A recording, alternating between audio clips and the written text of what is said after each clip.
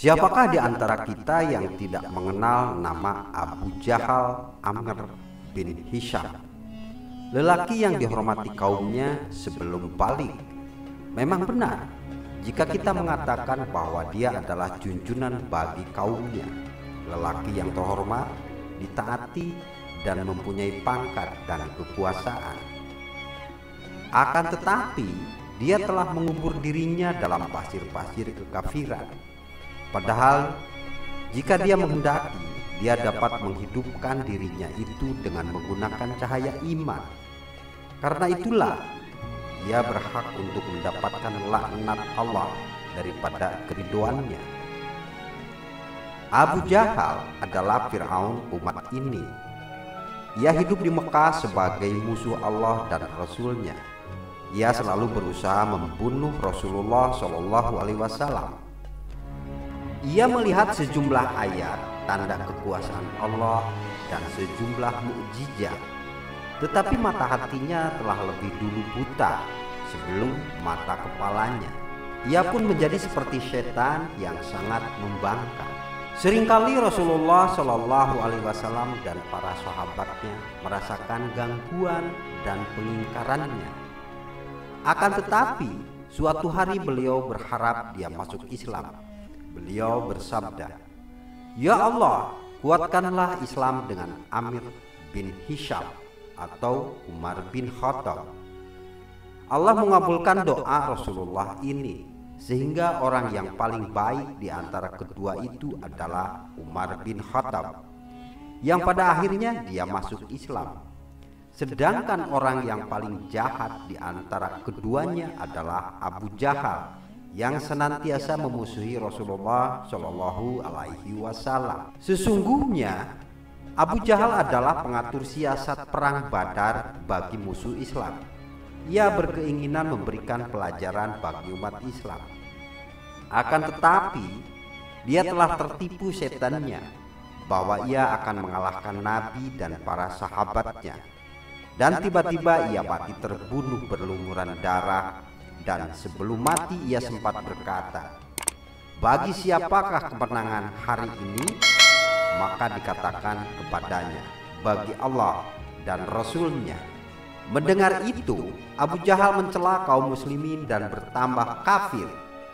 Hal ini membuat Rasulullah SAW bersabda, "Sesungguhnya Fir'aun umat ini lebih parah daripada Fir'aun Musa." Memang benar, Fir'aun Musa beriman saat akan meninggal dunia, meskipun Allah tidak menerimanya. Adapun Fir'aun Arab ini mati dalam keadaan kafir dan mencela Allah dan Rasulullah SAW.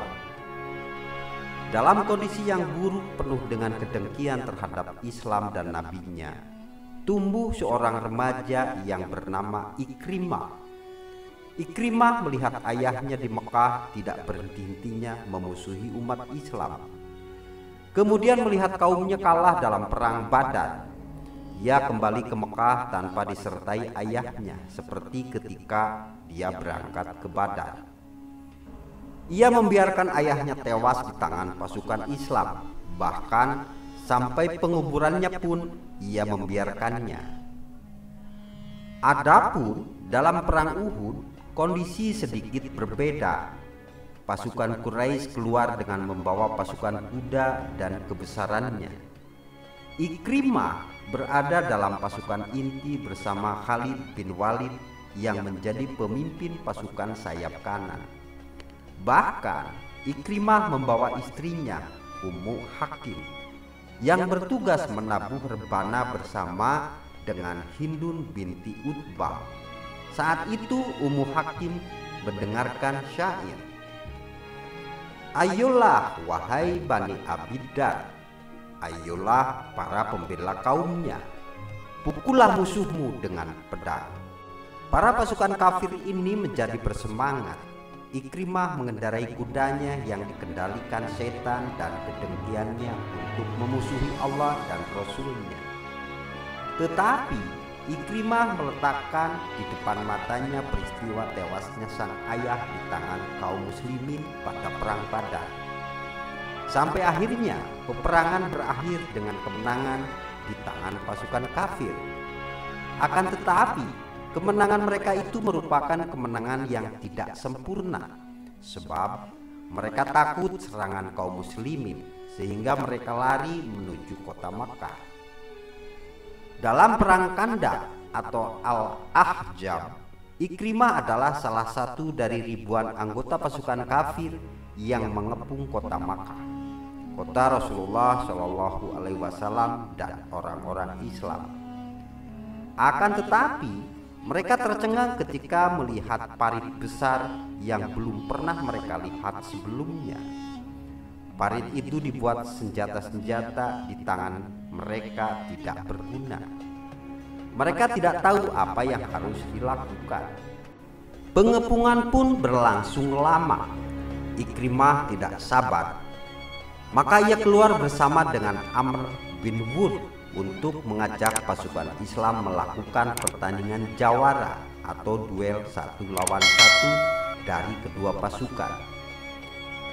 Ali radhiyallahu an keluar menanggapi ajakan itu. Ali melawan Amr bin Wud dan memperoleh kemenangan karena berhasil memenggal kepala Amr bin Wud dan melemparkannya pada pasukan musyrik. Melihat kejadian ini, Ikrimah takut sehingga ia lari seperti tikus yang ketakutan. Ikrimah meninggalkan peralatan perang dan barang-barang lainnya. Oleh karena itu, Ali radhiyallahu anhu mengambilnya dan memberikannya sebagai hadiah untuk Rasulullah Shallallahu Alaihi Wasallam. Allah memenangkan Islam dan kaum muslimin. Mereka berhasil menaklukkan kota Makkah. Akan tetapi kemenangan ini tidak terlepas dari perlawanan kecil Ikrimah bersama dengan Safwan bin Umayyah, Suhail bin Amr, dan seorang lelaki dari Bani Bakar namanya Hamas bin Qais melakukan perlawanan terhadap kaum muslimin. Ketika melihat apa yang dilakukan Qais, istrinya berkata, "Wahai Hamas, apa yang kamu persiapkan?" "Aku mempersiapkannya untuk Muhammad," ujar Hamas. "Demi Allah, kamu tidak akan mampu melawan Muhammad dan para sahabatnya," tukas istrinya. Dengan sombong Hamas berkata, "Kami akan membunuh mereka dan kamu akan mempunyai pembantu dari mereka." Sementara itu, Ikrimah bersama teman-temannya berkumpul di tempat yang dinamakan Al-Khandama. Mereka ingin melakukan permusuhan dan perlawanan terhadap kaum muslimin. Akan tetapi, Rasulullah Shallallahu Alaihi Wasallam meladeni mereka dengan mengajukan pedangnya yang terhunus, yaitu Khalid bin Walid yang mempunyai julukan Saifullah wa Rusulih al-Maslul, yang berarti pedang Allah dan Rasulnya yang terhunus. Maka mereka kalah dan lari tunggang langgang, termasuk juga Hamas. Oleh karena itu, Hamas masuk ke rumahnya dan menutup pintunya. Kemudian dia mengucapkan syair, "Sungguh andai kamu menyaksikan hari Al-Khandama saat Safwan dan Ikrimah lari kalah, kami disambut pedang-pedang muslim yang memotong-motong setiap tengkorak kepala dan tangan." Ikrimah lari, sementara Rasulullah Shallallahu Alaihi Wasallam telah mengizinkan untuk membunuhnya bersama 9 orang lainnya. Melihat ancaman mati dari Rasulullah Shallallahu Alaihi Wasallam ini, Ikrimah melarikan diri ke Yaman. Pada saat itu istrinya yang bernama Ummu Hakim masuk Islam dan meminta perlindungan dan keamanan kepada Rasulullah Shallallahu Alaihi Wasallam untuk Ikrimah. Maka Rasulullah Shallallahu Alaihi Wasallam pun bersabda kepadanya, "Dia aman." Ummu Hakim melakukan perjalanan untuk mengembalikan suaminya ke Makkah. Dalam perjalanannya, ia ditemani seorang lelaki Romawi. Lelaki ini melihat adanya kesempatan untuk berbuat mesum karena mereka hanya berdua saja. Sementara jarak perjalanan sangat jauh. Akan tetapi Ummu Hakim menolak sehingga akhirnya mereka berdua sampai di suatu pantai. Disinilah takdir menundukkan Ikrimah. Ikrimah berkata kepada salah satu seorang nakoda kapal, "Bawalah aku sampai ke Yaman dan aku akan memberikan apa yang kamu inginkan." Nakoda kapal itu berkata, "Tidak, kecuali kamu ikhlas." "Bagaimana cara berikhlas?" tanya Ikrimah. "Kamu bersaksi bahwa tiada Tuhan yang berhak disembah selain Allah dan Muhammad utusan Allah," jawab nakoda kapal. Dengan kesal, Ikrimah berkata, "Ini adalah Tuhan Muhammad yang kami diajak kepadanya." Ikrimah mengetahui bahwa tiada ada Tuhan selain Allah. Ia berputar, ia kaget karena di depannya terdapat istrinya. Istrinya berkata, "Aku datang kepadamu dari manusia yang paling baik, manusia yang paling penyayang, manusia yang paling santun dari Rasulullah SAW.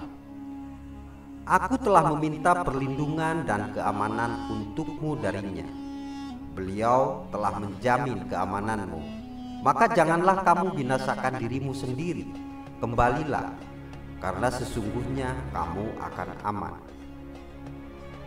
Ummu Hakim menceritakan hal ihwal pemuda Romawi yang bersamanya. Ia telah meminta bantuan kepada sebagian orang-orang pedalaman dan mereka mau memberikan bantuan.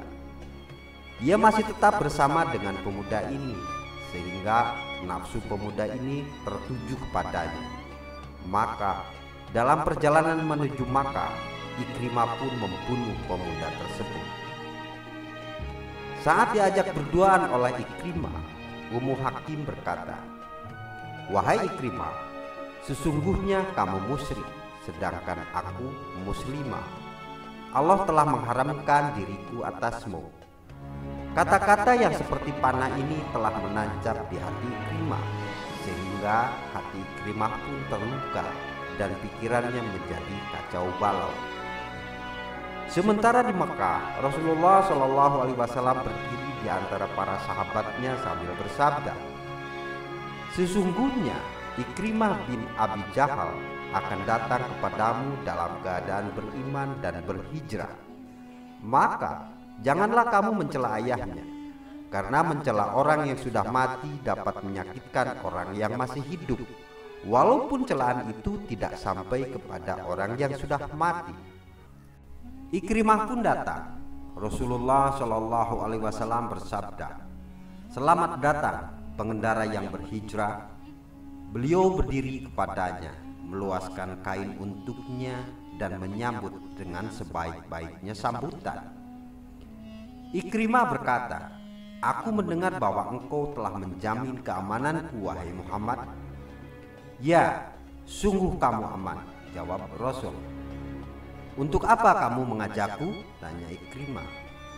"Untuk menyembah Allah yang Maha Esa, tiada sekutu baginya, melaksanakan sholat, membayar zakat, menunaikan puasa, dan berhaji di Baitullah," kata Rasulullah.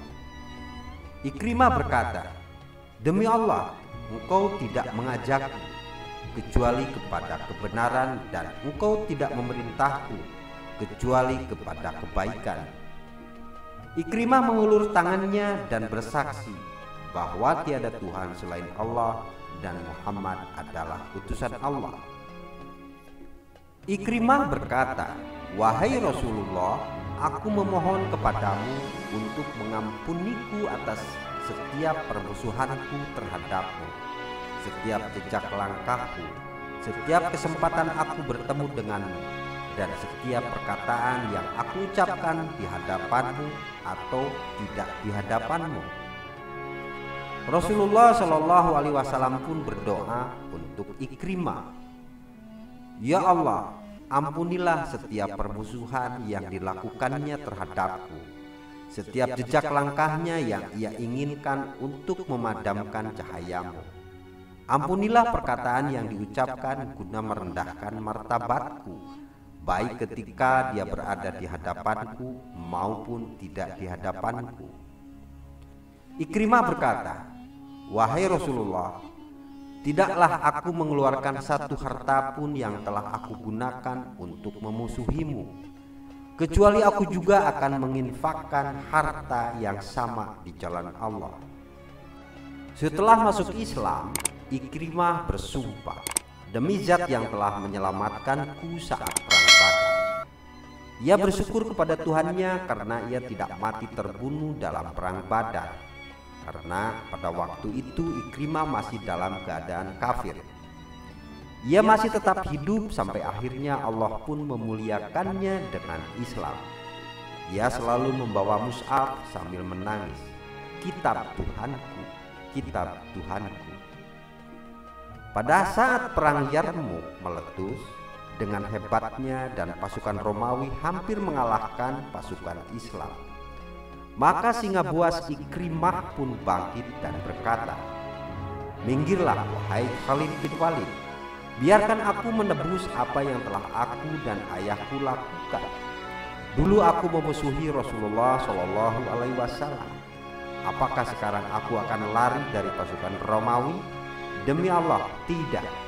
Selamanya tidak akan terjadi." Ikrimah berteriak, "Siapa yang akan membaiatku untuk mati?" Pamannya Haris bin Hisham dan juga Dirar bin Al-Ajwar berdiri untuk membaiatnya. Ikut bersama mereka 400 pasukan muslim. Mereka memasuki arena peperangan hingga mereka dapat mengalahkan pasukan Romawi. Dan Allah pun memberikan kemenangan dan kemuliaan bagi pasukannya.